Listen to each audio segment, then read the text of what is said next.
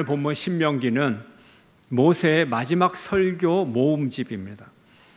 시기적으로 신명기는 이제 이스라엘 백성들의 출애굽하여 광야 생활을 하는데, 이 광야 생활의 끝자락, 바로 이 끝자락이 신명기의 배경입니다.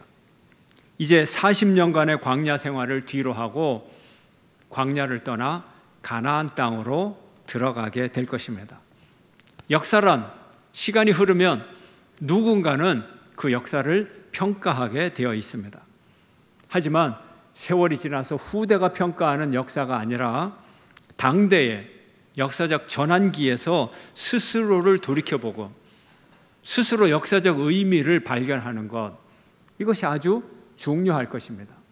그리고 미래를 향하여 나갈 힘을 얻을 수 있을 것입니다. 이제 이스라엘 백성들 앞에 역사적 대전환이 이루어져서 가나안 땅을 들어간다고 하는 엄청난 위기와 엄청난 기회가 이제 이들을 기다리고 있습니다. 이런 역사적 대변혁 앞에서 모세는 백성을 준비시킵니다. 지금까지 광야의 역사가 무슨 의미가 있고, 그리고 앞으로는 어디로 나가야 될지 역사적 의미를 설명을 하고 있습니다. 지금 이스라엘 백성이 있는 이 광야의 40년, 무슨 의미가 있을까요? 그 의미는 첫째로 광야는 고난의 장소, 고난의 시간입니다. 이스라엘 백성들이 출애굽하고 광야로 나갔습니다. 이들은 정치적 자유를 얻었습니다. 그러나 광야의 현실은 참담했습니다. 첫째, 마실 물이 없고, 둘째, 먹을 음식이 없고, 땅은 척박했습니다. 광야는 말 그대로 결핍의 장소, 문명의 장소가 아닌 야생의 장소였습니다. 어둠의 자리, 절망의 자리, 고난의 장소, 고독의 장소, 이곳이 광야입니다. 둘째로 광야는 시험의 장소, 시험의 시간입니다. 필기 시험이 아니에요. 우리의 삶의 과정, 우리의 삶의 경험들을 통한 시험, 이것이 진짜 시험이에요. 진짜 시험. 가장 중요한 시험이 무엇이냐? 하나님을 아는가? 하나님과 얼마나 동행하며 살아가는가? 하나님의 말씀에 순종하는가? 창세기 1장 1절이 이거 다가 아니고 그것을 얼마나 믿고 순응하고 순종하고 살아가는가? 오늘 본문에도 말하잖아요. 내가 너를 시험하사 내 마음이 어떤지 그 명령을 지키는지 지키지 않는지 알려 하심이라. 뭘 알려고 시험하신다고요? 필기시험이라고요? 아니요. 하나님의 말씀을 지키는지 안 지키는지 알려 하신다는 거예요. 인생의 광야 시험. 이 광야의 시험의 시험관이 누굴까요? 시험관은 하나님이십니다. 하나님. 시편 66편 함께 읽습니다. 시작.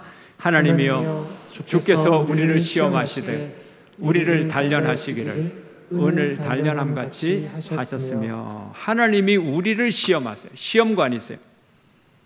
천하 만물과 인생을 창조하신 하나님, 온 천하를 다스리고 역사를 인도하시는 하나님, 홍해에 길을 내시고 요단강물을 갈라서 길을 내신 하나님, 이스라엘에게 가나안 땅의 소유권을 약속하시고 그 약속을 이루어 주신 하나님, 그 하나님께서 자기 자녀들을 교육시키신다는 거예요. 그냥 순순히 키우지 않으시고 물과 불 속을 통과시키면서 시련 속에서 교육시키고 훈련시키고 용광로에서 은을 재련하듯이 그를 순전하게 하십니다. 하나님이 다 해주시는 것이 아니라 점점 성숙시켜 주시는 것입니다. 하나님의 목적은 땅이나 물질이나 권력이나 이런 것이 아니라 하나님은 당신의 아름다운 하나님의 자녀를 얻는 것, 사람, 하나님의 목적은 사람에게 있습니다. 어떤 사람이냐? 하나님을 사랑하고 하나님의 뜻을 따라 이 세상을, 우주 만물을 잘 다스리는 청지기와 같은 사람, 이 사람을 하나님은 원하십니다. 하나님은 시험을 통해서 우리를 어디로 인도하시려고 이렇게 아주 강한 시험을 우리에게 주십니까? 하나님은 우리에게 풍요로운 삶을 주시기 원하십니다. 시편 66편 함께 시작. 사람들이 우리 머리를 타고 가게 하셨나이다. 우리가 불과 물을 통과하였더니 주께서 우리를 끌어내사 풍부한 곳에 들이셨나이다. 하나님의 시험은 아주 혹독해. 우리가 물에도 들어가고 불에도 들어가는 시험이지만 그 시험의 결과는, 시험의 보상은 하나님이 우리를 풍성한 인생으로 인도해 주신다는 것입니다.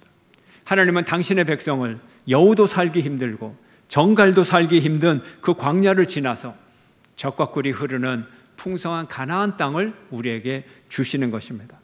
오늘 본문, 짧은 본문 신명기 8장 1절부터 10절까지를 읽어도 가나안 땅을 이렇게 7절에 아름다운 땅이다 이렇게 묘사를 합니다. 그 9절에 보면은 아무 부족함이 없는, 모자람이 없고 부족함이 없는 땅, 그리고 10절에는 옥토를 주신다고 말합니다. 무엇 다음에? 시험 다음에, 광야의 땅 다음에 주실 하나님의 약속인 것입니다. 우리는 이 광야의 고난을 통해 하나님과의 약속의 관계로 들어갈 수 있습니다. 야곱은 형 에서의 장자권의 축복을 강제로 사기로 빼앗았죠. 화가 난 에서가 야곱을 죽이려고 하자 야곱은 도망을 칩니다. 외삼촌 집으로 도망을 칩니다. 도망을 치다가 밤에 바위 위에 돌을 베게 하고 잠깐 잠이 들었는데 그때 하나님이 나타나셨습니다. 그 나타나신 하나님이 이렇게 약속을 하십니다. 나는 여호와니 너희 조부 아브라함의 하나님이요 이삭의 하나님이라. 내가 누워있는 땅을 내가 너와 내 자손에게 주리니 내 자손이 땅의 티끌같이 되어 내가 서쪽과 동쪽과 북쪽과 남쪽으로 퍼져나갈지며 땅의 모든 족속이 너와 내 자손으로 말미암아 복을 받으리라. 내가 너와 함께 있어 내가 어디로 가든지 너를 지키며 너를 이끌어 이 땅으로 돌아오게 할지라. 내가 내게 허락한 것을 다 이루기까지 너를 떠나지 아니하리라. 하나님이 나타나셔서 이 어마어마한 축복을 해주셨어요. 이 축복을 읽으면서 이 축복이 누구의 축복이에요? 누구에게 주었던 축복입니까? 아브라함에게 주었던 축복을, 이삭과 이제 이삭을 이어 이 야곱에게 하나님이 축복의 약속을 해 주시는 거예요. 하나님의 축복을 받은 야곱 깜짝 놀랐어요. 소스라치게 깜짝 놀랐어요. 잠이 깨어 말합니다. 여호와께서 과연 여기 계시는구나. 여호와께서 과연 여기 계시는데 내가 알지 못했구나. 나는 하나님이 딴 데 계시는 줄 알았어. 그런데 이 광야에 아무도 없는 것 같은, 여우도 살기 힘든 이곳에 하나님이 계셨구나. 그러면서 두려워졌어요. 하나님이 계시니까. 그가 두려워서 말합니다. 두렵구나. 이곳이 두렵구나. 이곳이 다름 아닌 하나님의 집이요 이곳이 하늘의 문이로다. 이렇게 고백을 합니다. 광야, 그냥 황폐한 그런 곳이 아니고 하나님이 계시는 하나님의 집이라는 거예요. 하나님의 집이라는 거예요. 광야가 더 이상 저주와 공포와 두려움의 장소가 아니라 하나님이 계시고 하나님이 거주하시는 집이시고 그곳은 축복의 자리고 그리고 서원을 하고 예배 드리는 장소라는 거예요. 더 이상 고생문이 열리는 곳이 아니라 하늘의 문이 열리는 곳이라는 거예요. 야곱에게는 고생문이 시작이 됐잖아요. 타향살이, 이방살이, 도망살이. 그러나 그곳이 고생의 문이 아니라 하늘의 문이었다. 하나님께서 새로운 장을 그 인생에 열어주셨습니다. 야곱이 아침에 일찍 일어나서 자기가 베개 삼아 베고 잤던 그 돌베개를 반드시 세워서 기둥으로 만들고 그 위에 기름을 붓고 그곳에 이름을 지었어요. 벳엘, 하나님의 집이다. 이름을 지었어요. 그리고 이 시련의 시간에 야곱이 하나님께 서원을 합니다. 약속을 합니다. 하나님께서 내 인생길에 동행하셔서 나를 잘 보살펴 주시고 나를 안전하게 이곳에 다시 돌아오게 하시면 내가 하나님 이곳에 하나님의 집을 짓고 하나님께 11조를 드리겠습니다. 서원을 하는 거예요. 하나님께 약속을 하는 거예요.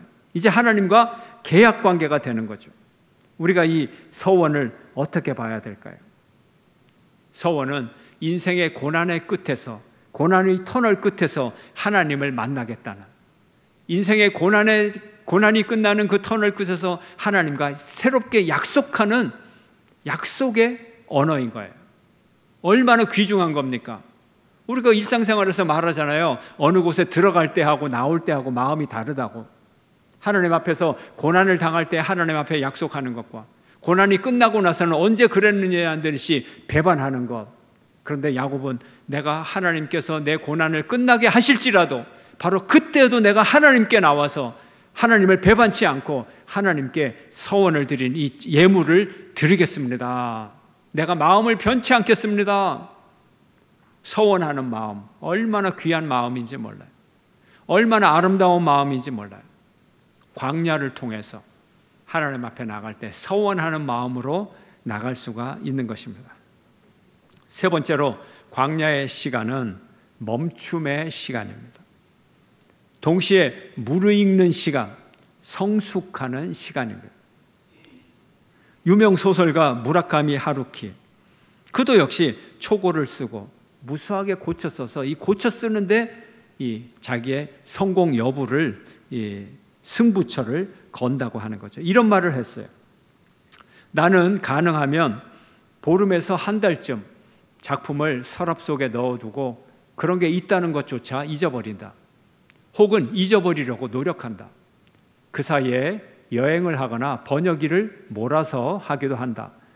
장편 소설을 쓸 때는 일하는 시간도 물론 중요하지만 아무것도 하지 않는 시간도 그에 못지않게 중요하다. 공장 등에서의 제작 과정에 혹은 건축 현장에 양생이라는 단계가 있다. 제품이나 소재를 재워둔다라는 것이다. 그냥 가만히 놔두면서 바람을 쐬게 한다. 혹은 내부가 단단히 굳도록 하는 것이다. 소설도 마찬가지다. 우리 인생도 마찬가지. 우리 믿음도 마찬가지. 초고 원고를 고무줄로 싸서 책상에 탁 던져놓고 서랍을 닫아버리는 순간 그 속에 갇힌 원고는 얼마나 답답할까요? 주인이 나를 잊어버리는 건 아닌가? 나는 그냥 이 서랍 속에서 그냥 끝나는 내 인생은 아닌가? 원고가 불안할 거예요. 한숨만 나올 거예요. 시편 기자가 하나님을 향하여 염려를 했습니다. 이렇게 한탄합니다. 함께 시편 시작. 내 하나님이여, 내 하나님이여, 어찌 나를 버리셨나이까? 어찌 나를 멀리하여 돕지 아니하시오며 내 신음소리를 듣지 아니하시나이까? 하나님이 잊을까 봐. 하나님! 어찌 나를 듣지 아니하십니까? 잊으셨어요? 안 잊으셨죠? 얼마나 속이 답답하겠어요. 엘리야는 광야에서 모든 것을 멈추고 아무 일도 할 수 없다고 절망했을 때 그때 하나님을 만나서 새 역사를 시작할 수 있었습니다. 우리 주님 예수님 구세주가 되는데 지름길이 없었습니다. 예수님은 태어나자마자 헤롯 대왕의 살해 위협을 받고 곧장 국제 난민이 되어서 이집트로 피난길을, 광야길로 피난길을 떠났습니다. 헤롯이 죽은 후 이스라엘로 다시 돌아와 나사렛에서 아버지에게 목수일을 배우면서 자랐습니다. 불과 12살에 예루살렘 성전의 박사들에게 인정을 받고 영적인 천재라는 타이틀을 얻었습니다. 그러나 하나님은 이 예수님을 12살에 무대에 등장시키지 않았어요. 무대에 세우지 않았어요. 선행학습도 시키지 않고 월번도 시키지 않았어요. 성숙의 시간, 광야의 시간으로 예수님을 붙잡아 두었어요. 하늘 아버지는 예수님이 30살이 되었을 때 성령을 시켜서 예수를 광야로 내보냅니다. 광야에서 40일 동안을 계시면서 사탄에게 시험을 받으시며 들짐승과 함께 이 광야의 시간을 보냈던 것입니다. 하나님의 아들 외아들 예수님도 광야의 시간이 필요했어요. 이처럼 모든 사람에게 광야가 필요합니다. 광야는 삶의 자리를 떠나 하나님과 함께하는 특별한 장소이기 때문입니다. 특별한 시간이기 때문입니다. 이렇게 휴지기는 성숙하고 무르익는 시간입니다. 겉으로 보기에는 광야와 고난의 시간이지만 실상을 들여다보면 양생의 시간, 숙성의 시간, 성숙의 시간, 나를 죽이는 시간 같지만 나를 더 살아나게 하는 생명의 시간임을 믿으시기를 축원합니다. 네 번째로 광야에서는 하나님의 은혜만 바라봅니다. 이스라엘 백성들 금송아지 앞에서 춤추고 잔치를 하는데 힘이 있어야 될 거 아니에요. 힘이. 먹을 걸 먹어야 될 거 아니에요. 그날 아침에 뭘 먹었을까요?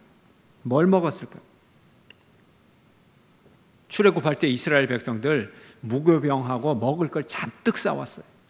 그냥 자기 배낭에 뺑뺑하도록 채웠어요. 얼마나 음식을 많이 준비해 나왔는지 몰라요. 그래서 이스라엘 백성들이 며칠간 애굽에서 싸온 음식을 가지고 광야에서 며칠간을 버텼느냐 하면 45일을 버텼어요. 대단한 거죠. 45일을 버틴 것만 해도. 그러자 이들이 46일째부터 먹을 것이 없었어요. 이제 모세와 아론을 원망하고 하나님을 원망합니다. 우리가 애굽에 있을 때가 얼마나 좋았는데 이게 뭐냐, 우리가 광야에서 굶어 죽게 하기 위해서 우리를 죽이는 게 당신의 목적이냐, 뭐 이렇게 원망을 합니다. 이 원망을 누가 다 들었어요? 하나님이 다 들으셨어요. 원망을 다 들으셨어요. 원망을 다 들으신 하나님께서 어떻게 하셨어요? 분노하셨나요? 하나님이 이렇게 하셨어요. 내가 저녁마다 메추라기를 가득가득 내리게 하리라. 내가 아침마다 만나를 가득가득 내리게 하리라. 내일 한 번이 아니에요. 매일같이, 매일 아침, 매일 저녁마다 메추라기와 만나를 내리리라. 하나님이 만나를 내려주셨어요. 그런데 45일 지나서 음식이 떨어졌다 그랬죠. 그러니까 만나와 메추라기가 내립니다. 그리고 90일째 시내산에 도착했어요. 그럼 뭘 먹고 살죠? 만나를 먹고 사는 거예요. 90일째. 그리고 모세가 산에 올라갔어요. 계속 만나를 먹어요. 그러면 백성이 금송아지 주변을 돌면서 춤을 출 때 그 힘이 어디서 나왔어요? 하나님이 주신 메추라기, 그게 이빨에 끼어 있는데, 만나를 먹고 그 만나가 이빨에 끼어 있는데 그거 먹고 하나님을 배반하고 춤을 추고 우상을 숭배했어요. 그런데 하나님, 왜 이들을 벌하지 않으셨나요? 왜 벌하지 않았나요? 여러분의 아이들이 말 안 듣는다고 밥도 안 주고 학대하고 쫓아내나요? 그런 거예요. 하나님의 백성이기에, 하나님이 아니고는 살 수가 없기에, 은혜가 아니고는 살 수가 없기에, 광야에서는 하나님이 주시는 은혜만을 가지고 살 수 있기 때문에, 그가 선인이든 악인이든, 그가 죄인이든 의인이든 하나님의 은혜로만 살 수밖에 없는 곳, 그것이 광야입니다. 그래서 하나님이 은혜를 베풀어 주셨어요. 왜요? 은혜밖에 없으니까. 다른 가능성이 없으니까. 광야에서는 오직 하나님의 은혜만을 바라봅니다. 다섯 번째, 광야는 목적을 바라보게 합니다. 광야는 목적을 보게 하죠. 사람이 편하고 안락하면 안주하게 돼요. 여기가 좋사오니 안주합니다. 목적의식이 사라져버려요. 이스라엘 백성들이 광야로 간 것은 광야가 목적이 아니라 광야를 통과하여 가나안 땅을 가기 위한 거예요. 집 나가면 고생이다 라는 말이 있어요. 집이 안식이고 위로요. 광야는 집이 아니에요. 그런데 이스라엘 백성들은 집을 옮겨요. 애굽이라는 집에서 이제 가나안 땅이라는 집으로 집을 옮기고 이사를 지금 하는 거예요. 가운데 그냥 머물러 있으면 안 돼요. 이사를 해야 돼요. 그래서 광야로 나간 거예요. 광야는 지나가는 거예요. 지나가는 거, 과정이에요. 광야에서 목적지를 똑바로 바라봐야 돼요. 우리 인생의 광야에서 내 인생이 어디로 가느냐, 방향과 목적을 알아야 되는 거예요. 광야는 우리에게 이 시험을 통해서 우리 자신을 알게 하고 하나님을 알게 하고, 광야에서의 레슨, 교훈을 통해서 이제 인생을 어떻게 계속 살아야 될지, 역사를 어떻게 계속 운영해야 될지, 지속 가능성을 우리에게 보여주고 있습니다. 한번 볼까요? 오늘 본문 신명기 8장 1절 함께 시작. 내가 오늘 명하는 모든 명령을 너희는 지켜 행하라. 그리하면 너희가 살고 번성하고 여호와께서 너희 조상들에게 맹세하신 땅에 들어가서 그것을 차지하리라. 우리가 살고 번성하고 하는 목적이 뭐예요? 방법이 뭐예요? 그것이 여호와의 모든 명령을 지켜 행하라는 거예요. 광야에서 삶의 지속성의 원리를 우리에게 가르치고 훈련시켜서 가나안 땅에 들어가서도 이 삶의 지속성의 원리를 그대로 실현하라는 거예요. 이것이 광야에서 우리를 훈련시키고 가르쳐 주시는 목적입니다. 3절 함께 읽습니다. 시작.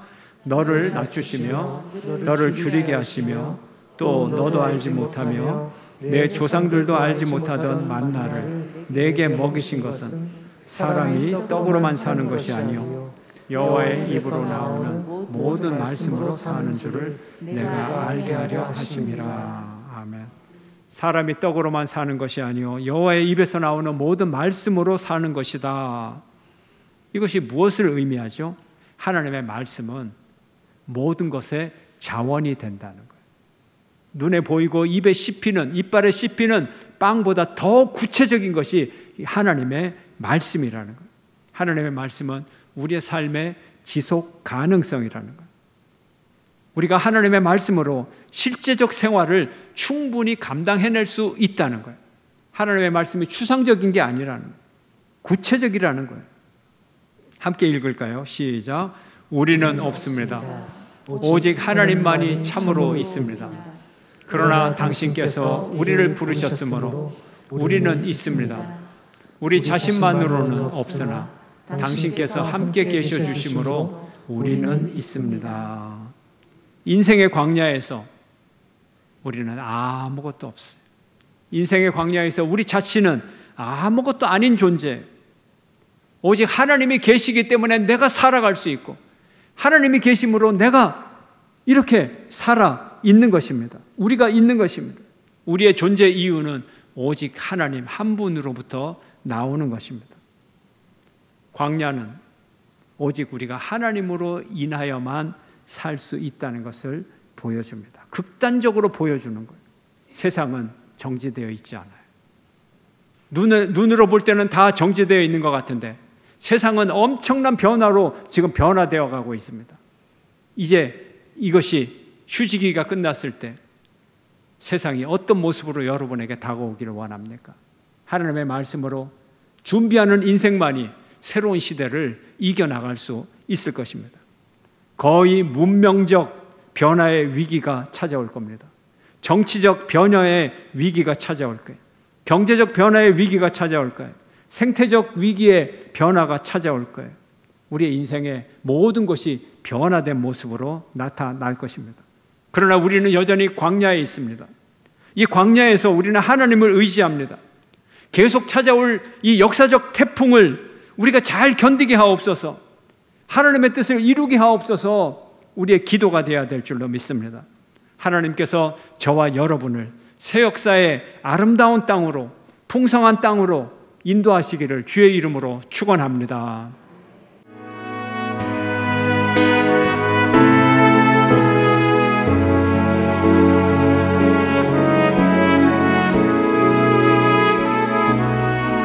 주님 앞에 섭니다. 모든 염려 주께 맡기고 주만